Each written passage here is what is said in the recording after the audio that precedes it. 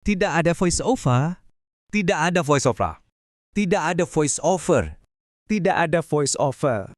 Tanggal 22 Februari 2026, cuma gara-gara satu orang meninggal, sebagian wilayah Meksiko langsung lumpuh total, kacau balau. Dan ini bukan adegan film ya, ini adalah reaksi nyata saat salah satu gembong narkoba paling ditakuti di dunia berhasil ditumpas.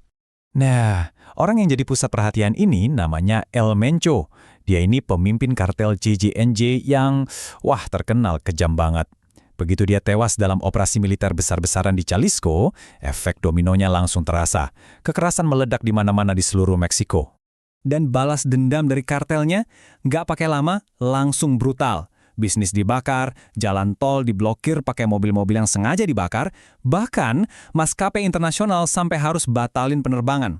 Ini benar-benar unjuk gigi yang nunjukin seberapa kuat cengkraman El Mencho dan kelompoknya di Meksiko. Dan tentu aja, kekacauan ini ada harganya. Harganya mahal banget. Puluhan orang tewas, 30 orang yang diduga anggota kartel, 27 aparat keamanan.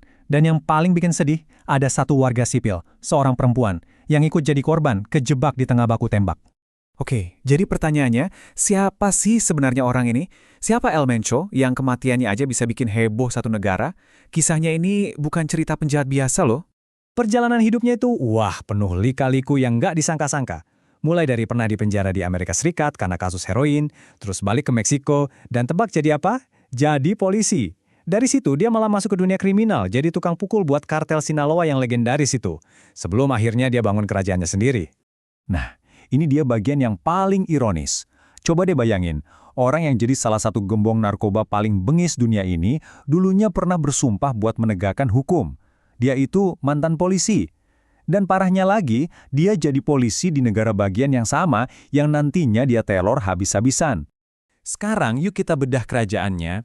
El Mencho ini bukan cuma mimpin geng preman biasa. Oh bukan, dia itu membangun, bisa dibilang, korporasi kriminal global.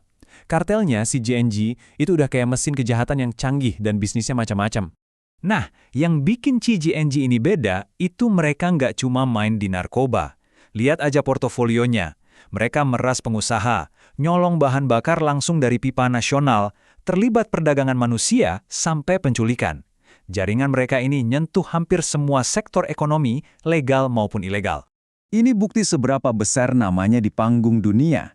Pemerintah Amerika Serikat sampai nawarin sayembara $15 juta buat siapa aja yang bisa ngasih info buat nangkep dia. Bayangin, $15 juta. Ini bikin dia jadi salah satu buruan paling dicari di seluruh dunia. Tapi, jangan salah ya, ini bukan cuma masalah internal Meksiko aja.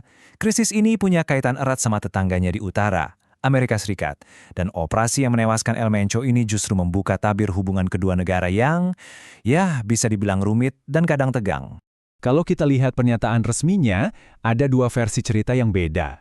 Presiden Meksiko bilang, ini murni operasi kami, nggak ada campur tangan AS. Tapi, di sisi lain, Gedung Putih bilang kalau mereka ngasih dukungan intelijen yang penting banget buat operasi itu. Nah, dari sini aja udah kelihatan kan seberapa sensitifnya kerjasama antara mereka. Poin pentingnya begini, kartel-kartel ini bukan cuma bersenjata. Persenjataan mereka itu udah kayak militer, lengkap. Terus pertanyaannya, dari mana semua senjata canggih ini datang? Para ahli punya istilah buat ini, sungai besi. Maksudnya aliran senjata ilegal yang nggak pernah berhenti, yang ngalir dari Amerika Serikat ke Meksiko. Dan ini bukan omong kosong atau spekulasi. Coba lihat datanya. Menurut data pemerintah Amerika sendiri, hampir 3/4, 74%, senjata yang dipakai buat kejahatan di Meksiko dan berhasil dilacak itu asalnya dari Amerika Serikat. Angkanya luar biasa besar. Pihak Meksiko juga mengonfirmasi hal yang sama. Menteri Pertahanan Meksiko bilang, setelah baku tembak yang menewaskan El Mencho, polanya kelihatan jelas lagi. Sebagian besar senjata yang mereka sita, asalnya dari Amerika Serikat. Oke, El Mencho udah tewas. Pertanyaan besarnya, apakah ini artinya perang narkoba selesai? Kayaknya nggak sesederhana itu.